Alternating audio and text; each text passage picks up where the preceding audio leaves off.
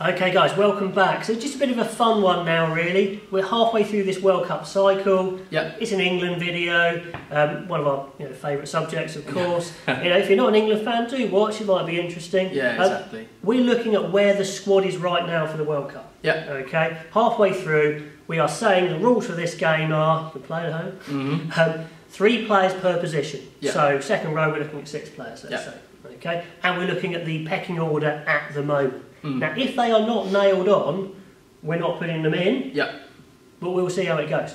Okay, so here we go. Loosehead prop. I am saying, Al, that Mako Vunipola is still number 1. Yep.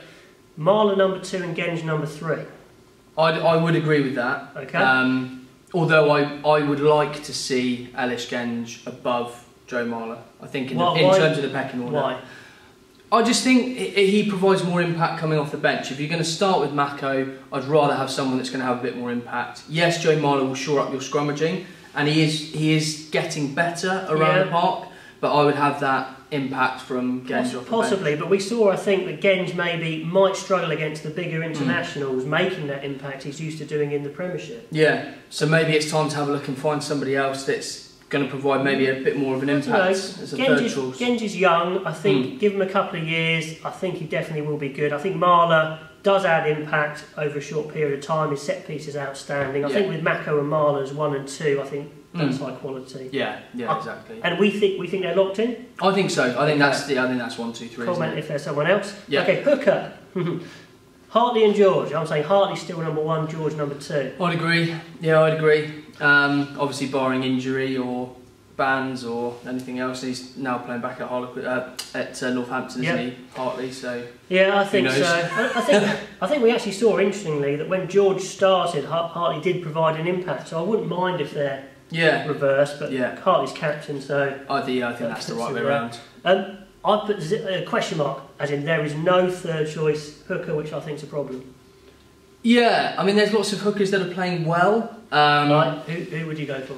I think Luke Cowan-Dickie at Exeter has been superb this season, but has trialled at international level, didn't really step up. And then there's also Tommy Taylor at Wasps. I mean, he again has had another really good start to the season. So but obviously there's some around, but I mean, it's difficult, also, like you said. I tell you what, Tom Young's at Leicester. If you want another solid international, I don't think he's finished either. No, me neither. No. But neither of them are nailed on. I'd probably go with a Cowan-Dickie or a Taylor though, just because maybe they're a bit younger, a bit more dynamism coming off the bench. Yeah, a bit more hungry. Who knows? Pop down below who do you think it's going to be. Yeah. Now, I've made a bit of a call at Tighthead. Okay. Cole and Sinclair, I think, defo. Yeah. Okay. Sinclair, can't wait to see him back in the Six Nations. Yeah, no, I agree. Yeah, I think Harry Williams actually is nailed on that number 3 spot now. I know it's early, he hasn't got many caps, but consistently Eddie Jones has preferred him, he's put him in his squad, he's keen to put him on, I think he rates him. Well, I think he's a bit of a unit as well, isn't he? Oh, yeah, he's absolutely. big, good scrummager, good around the park. I can't. And again, it's that issue of after him, there's not a massive amount coming through. I mean, there are players around. Yeah, but I mean, we might jump the gun there. Let's know if we have. But I think that's actually both Loosehead and Tighthead prop World Cup squad almost wrapped up there. Yeah, exactly. Okay, second rows. We need 6 of these.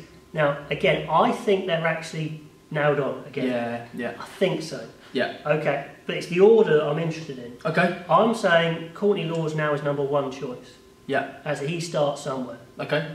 Yeah, you happy? And a Tojo too. I think Laws and a Tojo are number 1 and 2 choice at the moment. Okay. Are they number 1 and 2 choice for your second row? Yeah. That's my question to you. I'm saying yes. Okay. Just about. Right.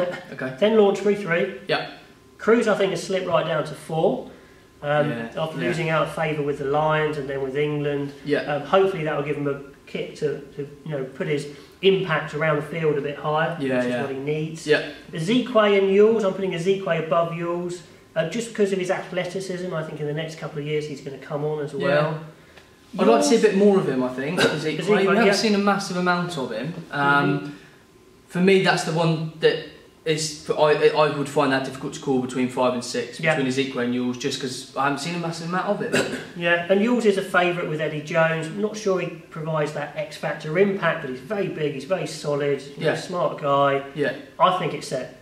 Yeah, I'd agree. Yeah, I'd agree. Very strong there. Now I think Blindside set as well, actually. Yeah. I don't think there's any spaces. I think Rob Shaw is nailed on one now. Yeah, I agree. Okay, despite all his doubters, ourselves at times, Yeah. keeps coming back with great performances. Mm.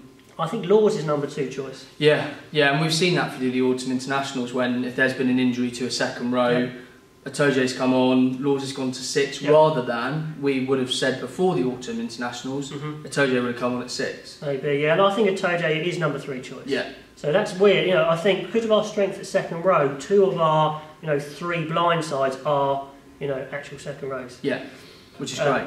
So I think they're set. Now, Openside. I have gone out, all 3 open. I've said no of the 3 are nailed down. None of the You've got 2 options, haven't you? You've got Underhill, you've got Robshaw, in case they want to push him across to 7, because he's played there before. It's a fairly easy, he's in the squad anyway. It's a compromise move. But it is a compromise. Yeah, or you've got the Curry twins. Yep. Who, I could see one of the Curry twins playing at 6, one of them at 7. Maybe, but again, completely unproven. Underhill's only had a few starts. It looked like he could and will be able to do the job, but we haven't seen enough of him. So all 3 open for me. Big weakness. That is the glaring weakness in England's I think for me, Underhill just seems to get concussed too often because of the way he tackles. Yeah. Again, we saw him for the first half or so of the first, or for almost the whole of the first game. Then he came off at half time in the second game, and then the third game he didn't see him. And it's something for the coaches to consider, even when he's fit. Is this a player that won't last the whole game? Yeah. And which is a worry. You don't want your 7 having to come off. Yeah, unless that's your game plan, that he does a half and then you bring on a big ball carrier. So then you have Vunipola and Hughes at 8 and 7, respectively. And then you've got 2. This is just throwing something out into the mix, isn't it? I don't know. Well, it's a worry. It's a worry. It's something we talked about with the Lions squad selection. Do you pick an extra 8 in the back row so you've got 2 more ball carrying options? Okay. Which is something we've identified as an issue for England anyway. It's that lack of ball carriers. True. Number 8. Let's move on here. Billy, 1. And Hughes. Nathan Hughes, 2. I'm saying there's no 3. Simmons for me. Is he nailed on? He's only played like once, twice. I think he's got, but again, I would use the argument of he's got youth on his side. He's exciting, he's dynamic. True. He would provide an impact. And for me, he's somebody that you potentially could chuck into that 7 jersey and train him up. It's 2 years ago. But I'm talking about 8, Yeah, no, I get that, but kind of as a side to that, I think he will be in and around the squad. So you think he's nailed on number 3? For me, yes. Okay, I'm saying no. Let's know what you think. Yeah. Okay, so scrum halves. Youngs and Kerr completely nailed on. Yep. Youngs 1, Kerr 2, yeah? Yeah. But they've kind of been overplayed a bit because there's been no 3 developed. So it's a big problem. No, and then for that third option, do you go back to your tried and tested? Do you go with somebody like Wigglesworth? Which well into his 30s now. He is well into his 30s, but consistent performance for Saracens. No doubt.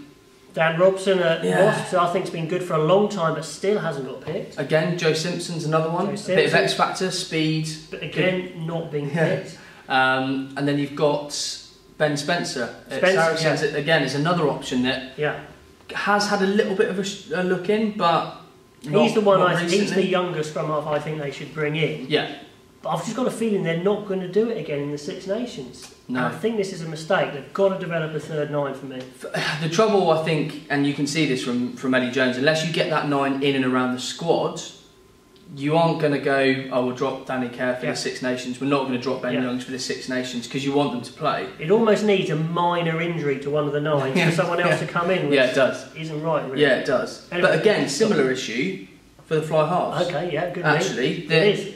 If behind Ford and Farrell, who is that? Who's your third 10? Well, it might be Lazowski. Yep. It might be Smith, Marcus Smith. But he's very young, and neither of them played that much. No, certainly at 10. We saw Lazowski at 12, but So it's a potential issue for both 9 and 10. Definitely. If one or two gets injured, you're in big trouble. Yeah. It's one of those. It's big trouble in terms of them improving at international level. There's lots of good players in the Premiership. Yeah. But it's whether they'll make that step up for a World Cup. But outwardly it looks very strong with their 1s and 2s, but they need the 3s. Yeah. Okay, inside centre, I only think Farrell and Teo are the nailed-on inside centres. And Teo can play both 12 and 13, I know. Yeah. But apart from that, who else plays 12? Slade for me. 12. For me, I would have Henry Slade in that third slot for 12 and 13 for me. Okay, interesting. So you think he's nailed on either 12 or 13? 12. Because he's got good hands to be that additional ball carrier at 12, but he's also got that extra pace to play as a 13. I put him down as a question, but I'm not sure he's nailed down. I don't know. I've gone 13, I've gone Joseph and Tio, maybe Slade. I think you're talking me around. Yeah. I'll put him in, go on. Slade is nailed on as a centre. I think, because he can cover, he can cover 10, 12, 13. Yeah, so true. And fullback he's played before for Exeter as well. So yeah, it'll be interesting. Another 12 option needed. Not sure Lazowski is going to be the man there. No. Tuolangi, we'll see. I don't think you can select him. Oh, you can't select him yet? No, but I think just. I would select him anyway, regardless of whether he was fit or not. Just because there's always that worry he'd get injured. Yeah. And he's not been in the squad, he's got disciplinary issues. With the last time, I wouldn't touch him, for me. Alright, so it looks like Tio's a key man, they need him back. Yeah, they do. Need him back. Yeah, I think like we were saying for Wales, they just need that big ball carrier. That's something they've been short of in the Six Nations, isn't it? Yeah, something a bit different. Okay, wings. So we need 6 wings. Yeah. I only think 4 are nailed on. Okay. But I can be convinced here, Al. Yeah. I think Daly's nailed on as number 1 somewhere. I agree. Recently, Lions and this autumn internationals, proven himself. Yeah, definitely. Watson for sure. Yeah. Either there or fullback, but he's nailed on. I think Noel's still a massive favourite. I think he'll come straight back. Yeah.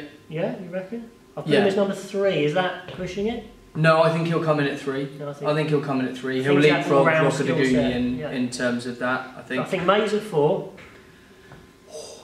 For me, I'd go Johnny May 3. I'd go Jack Noel. I thought you said he was Noel coming at 3. Over Rockadaguni, sorry. I just seen your order down there. Right. So I would go Johnny May at 3, Jack Noel 4, Rockadaguni at 5. So you think Rocco's nailed on? I would think so. Again, he's another one of those. I would like him at 5 and 6, and you've gone Solomon with you at 6. Question mark, yeah. Okay, I would go because they're X Factor players. They do something different. They might have frailties in terms of Rocco defensively. Yeah, he's got a bit of frailties. Solomon defensively, but in terms of a try scoring record, doing something different. Johnny May's another prime example of one of those. I would have him in the squad anyway. Yeah, I think Rocco's a lot closer, but Solomon hasn't really played enough, and Rocco hasn't been a favourite of Eddie Jones. So no. I'm not putting them in just yet. You're saying both of them yes? I would say yes for Rocco, question mark Solomon. Okay. Let us know what you think about those two. Yeah. Fullbacks. I think there's only 2 nailed on. Yeah. I think Brown, number 1 still. Yeah, definitely. Watson has just confirmed himself as number 2. Yeah. I think complete question mark for number 3. Yeah. We know, or we think, Daly could do it. Okay. Maybe someone else could do it. But hasn't been tried, hasn't been tested. Good's kind of out of favour. Yeah.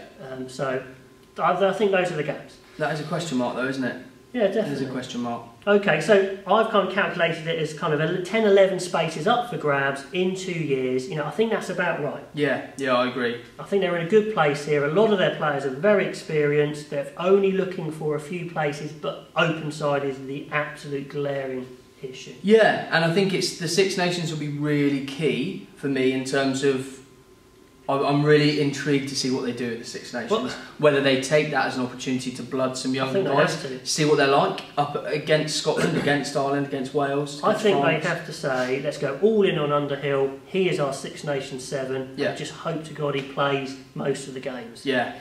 And then I think Simmons. I think they're going to try Simmons at 7. Personally. Yeah. For me, Underhill's there because he can compete at that level. They want him to be there. Yeah.